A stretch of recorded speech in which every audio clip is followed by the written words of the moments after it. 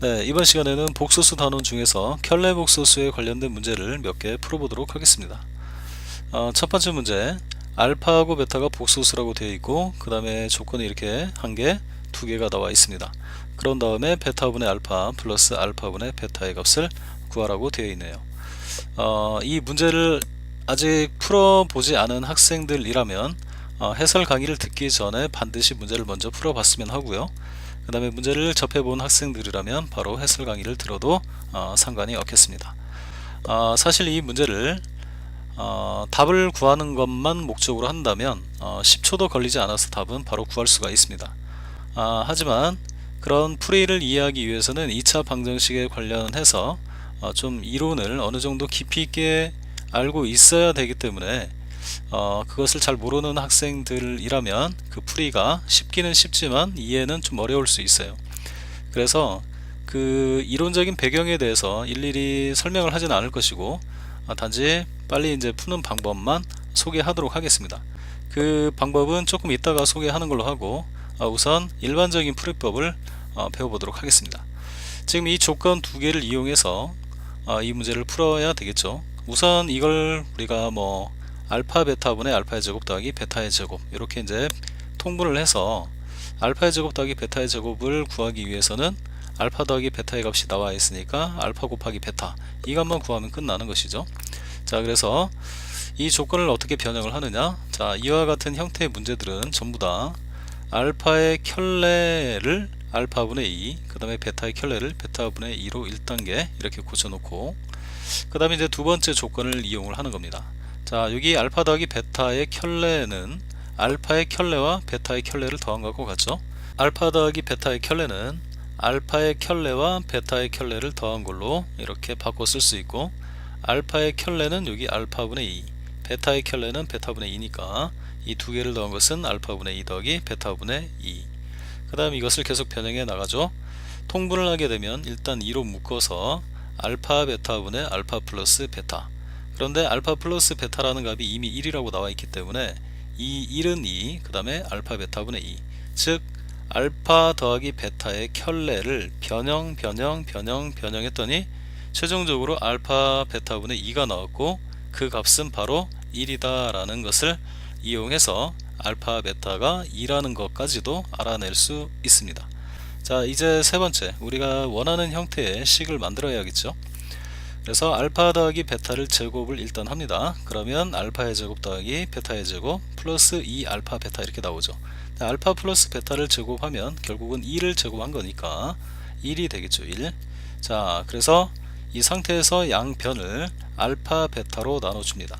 얘를 알파 베타로 나누게 되면 베타분의 알파, 얘를 알파 베타로 나누면 알파분의 베타가 되고, 얘를 알파 베타로 나누면 당연히 2가 되겠죠. 이 부분은 알파 베타분의 1. 그런데 알파 베타가 2니까 이제 2만 이쪽으로 이항을 시켜주면 베타분의 알파 플러스 알파분의 베타가 마이너스 2분의 3이라는 사실을 쉽게 알 수 있습니다. 물론 여기서 알파 제곱 더하기 베타 제곱에서 알파 제곱 더하기 베타의 제곱을 따로 구하고 알파 베타로 나누어도 뭐 아무런 상관은 없죠. 네, 두 번째 풀이 방법은 아까 얘기한 대로 방정식의 이론을 좀 살짝 이용을 하면 금방 풀 수 있는데 시작해 보겠습니다.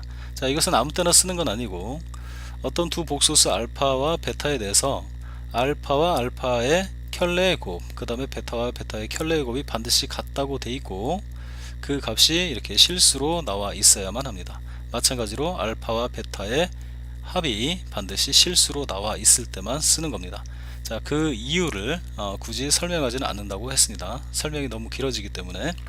자, 그 다음 이것을 이제 어떻게 접근을 하느냐, 어떤 두 수의 합이 주어져 있을 때 그 다음에 또 어떤 두 수의 곱이 주어져 있으면 그 두 수를 두 근으로 하는 2차 방정식을 생각할 수 있습니다. 지금 여기서 보면 두 근의 합은 어차피 1이라고 나와 있고 그 다음에 두 근의 곱, 즉 알파 곱하기 베타의 값이 나와 있지는 않지만 문제의 조건에 의하면 구조적으로 알파 곱하기 베타, 즉 두 분의 곱이 역시 2가 될 수밖에 없습니다. 자, 그래서 2차 방정식을 다음과 같이 작성을 합니다. x의 제곱, 그 다음에 두 분의 합이 1이니까 바로 1창의 개수는 마이너스 1이죠. 그 다음 여기 두근의 곱이 2니까 바로 이렇게 쓰게 되면 2차 방정식을 이렇게 작성하면 이 두 근이 바로 하나는 알파 하나는 베타가 된다는 것이죠. 뭐 이렇게 하면 뭐 이 문제 푸는 것은 뭐 중학교 3학년 때 문제랑 똑같게 되겠네요. 그렇다고 해도 뭐 답이 똑같이 나오는지 확인은 한번 해 보도록 하죠. 우선 이걸 통분하게 되면 알파 베타가 되겠죠. 알파 베타 분의 그 다음 알파의 제곱 더하기 베타의 제곱, 알파 더하기 베타를 제곱해서 2알파 베타를 빼면 되죠. 자, 알파 더하기 베타가 1이니까 알파 더하기 베타를 제곱하면 1이 되고요. 그죠?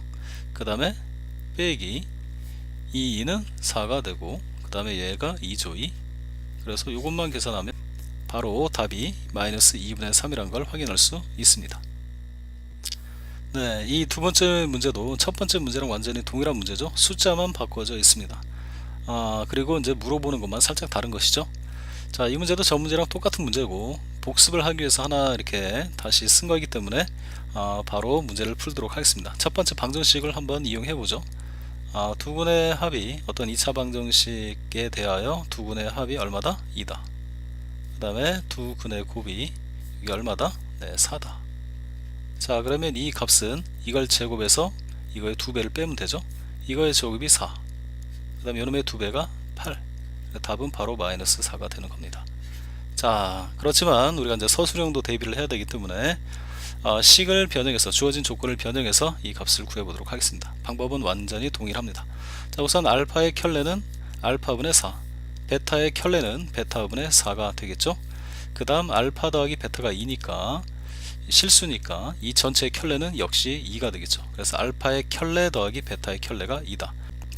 네, 두 번째 단계 알파의 켤레 더하기 베타의 켤레는 알파의 켤레 대신 알파분의 4, 알파분의 4, 베타의 켤레 대신 베타분의 4, 4로 묶어준 거죠. 그런 다음에 괄호 안의 부분을 통분, 알파 베타분의 알파 플러스 베타. 근데 알파 더하기 베타가 바로 이게 2니까 4 곱하기 2, 그 다음 알파 베타. 근데 그 값이 바로 요 값이 얼마라고 돼 있죠? 네, 2라고 돼 있죠. 지금 여기 첫 번째, 두 번째, 세 번째, 네 번째는 그냥 변형한 거고 그 결과가 얼마다? 2다. 그래서 최종적으로 요 놈을 가지고 계산을 해보면 알파 베타의 값이 4라는 걸 알 수 있죠. 자, 그 다음에 이제 세 번째 마무리죠. 알파의 제곱 더하기 베타의 제곱은 알파 플러스 베타를 제곱해서 알파 베타의 2배를 빼버리면 된다. 그래서 똑같은 방식으로 4 빼기 8하면 마이너스 4가 나오네요. 네, 세 번째 문제 보겠습니다. 두 개의 복수수 알파 베타에 대해서 알파 켤레가 1, 베타 켤레가 1, 알파 더하기 베타가 i라고 되어 있네요. 앞서 배웠던 문제하고 약간 다르죠. 즉 이 두 복수수의 합이 아까는 실수였는데 여기는 허수가 나왔죠. 그러면 이제 문제를 푸는 방법이 달라질까요? 그렇지 않습니다. 완전히 동일합니다. 자, 그래서 이것도 첫 번째 문제처럼 알파의 켤레를 알파분의 1, 그 다음에 베타의 켤레를 베타분의 1로 놓고 알파 더하기 베타의 켤레를 바로 이렇게 구해서 쓰는 거죠. 이렇게. 자, 그러면 요것이 바로 뭐가 되나요? 마이너스 i가 되겠죠. 그런 다음에 여기 알파분의 1, 여기 베타분의 1 넣어서 통분해서 처리하면 똑같이 답을 구할 수가 있습니다.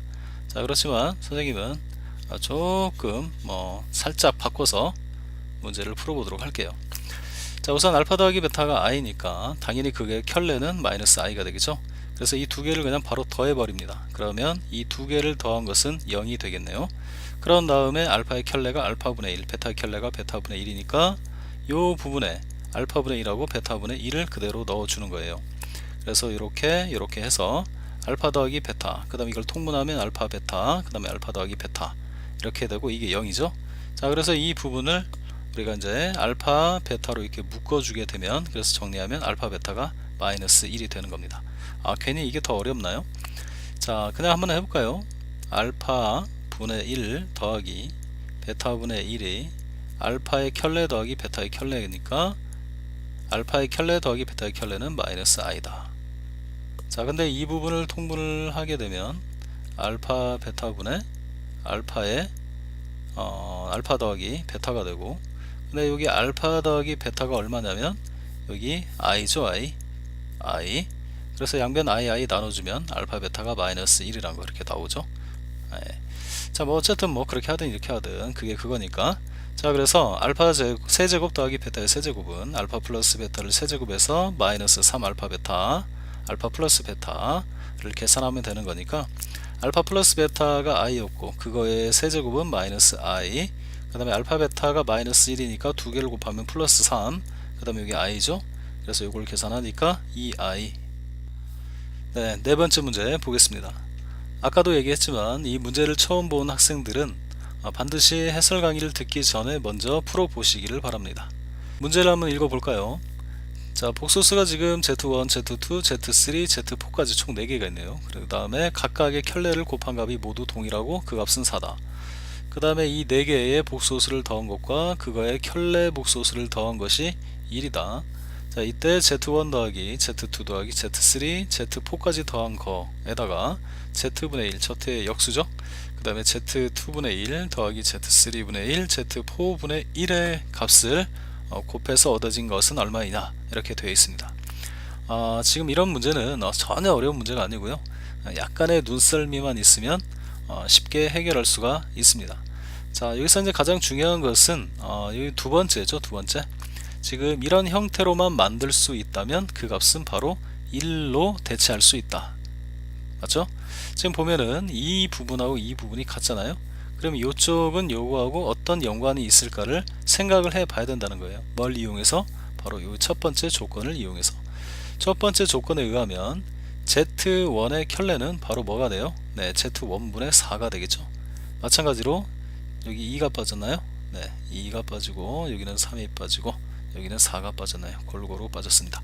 자, 여기 보면 Z2의 켤레는 바로 Z2분의 4와 같다. 마찬가지 다 그렇게 쓸 수 있는 것이죠. 그래서 여기 Z1의 4인데 여기는 Z1의 1분의 1이잖아요. 그래서 이 앞에다가 여기다가 4를 곱하는 거죠. 이 전체에다가 4를 곱해서 4, 4, 4, 4 집어넣고 대신 앞에다 4분의 1을 이렇게 적어주면 값은 변함이 없습니다.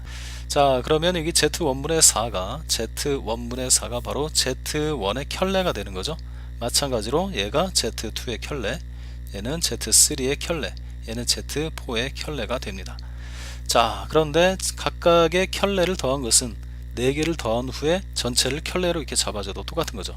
그러니까 여기서부터 여기까지가 바로 여기 1이라는 사실을 알 수 있네요. 자, 그래서 결국은 이 값은 뭐가 되나요? 네, 여기 4분의 1에다가 여기 2를 곱한 거니까 답은 바로 4분의 1이 되겠습니다.